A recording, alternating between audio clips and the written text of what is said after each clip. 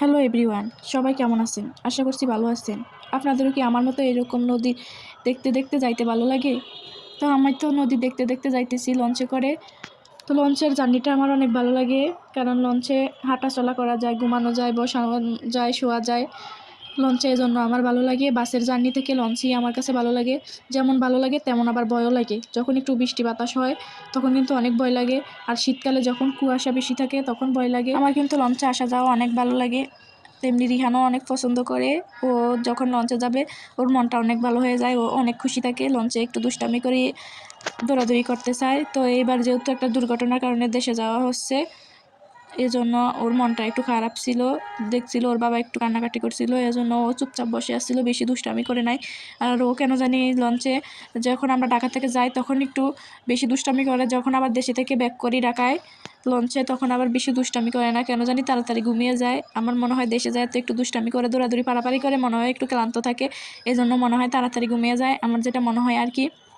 আপনারা কারা লঞ্চে আসা যাওয়া করেন অবশ্যই কমেন্টে জানাবেন, আর আপনাদের বাচ্চারাও কি এরকম আসার সময় কি ঘুমিয়ে যায় তাড়াতাড়ি অবশ্যই জানাবেন। শীতকালটা আমার কাছে অনেক ভালো লাগে, কারণ একটু কুয়াশা কুয়াশা থাকে। সকালবেলা ঘুম থেকে উঠলে গাছের উপরে পা রাখলে অনেক ভালো লাগে, গাছগুলো ভেজা ভেজা থাকে। আর এই যে বিকাল হয়ে যাচ্ছে, কুয়াশা সব ঢেকে যাচ্ছে, সব কিছু একটু অন্ধকার অন্ধকার লাগতেছে। এই তো ওইদিকে একটা ইটের বাটা দেখা যাচ্ছে, ওই যে ধোঁয়াগুলো উঠতেছে, এখানে ইট বানানো হয়।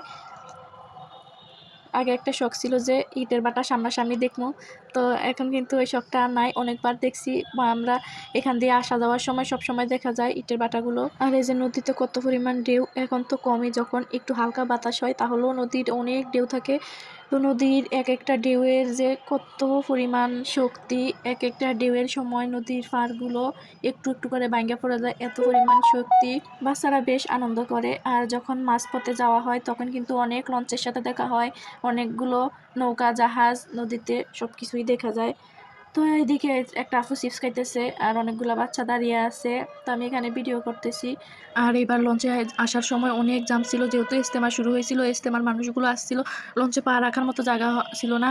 আর এখন তো মাত্র বেতুয়া ঘাট থেকে সবাই উঠছে, এখনও 2টা ঘাট দিবে লঞ্চ, এত পরিমাণ জ্যাম লঞ্চে, মানুষের জন্য কোথাও জায়গা পাওয়া যাচ্ছে না। কেবিনও তেমন একটা খালি নাই, এত পরিমাণ মানুষ ছিল। ইজতেমা যে শুরু হয়েছে আমরা জানতামই না, তাহলে আরও অনেক আগে বাসা থেকে বের হইতাম। বের হয়েছিল 4টা বাজে, বের হয়েছি, লঞ্চ হচ্ছে 5টায়। তো কি আর করার, অনেক জ্যামের মধ্যে উঠতে হয়েছে, বাচ্চা টাচ্চা নিয়ে কষ্ট করতে হয়েছে। করার তো আর কিছু নাই, যেহেতু লেট করে ফেলছি। জানতামই না যে আজকে ইজতেমার মানুষগুলো সব আসবে। একদিকে আবার ভালো লাগছে যে সব মানুষ, সবার মাথায় টুপি, সবাই 5 ওয়াক্ত নামাজ। দেখতে দেখতে লঞ্চের জার্নি শেষ হয়ে বাসায় আসলাম। বাসায় আসে খেতে বসছি। তো আমার কেন জানি কথা বললে আমি পাশে কার সাথে যেন কথা বলতেছি, কথা বললে আমার কেন জানি খাবার একদম থেকেই যায়, তাড়াতাড়ি খাওয়া হয় না। আজকের ভিডিওটা এই পর্যন্তই, আবার দেখা হবে পরবর্তী কোনো ভিডিওতে। সেই পর্যন্ত সবাই সুস্থ থাকবেন, ভালো থাকবেন, আল্লাহ হাফেজ।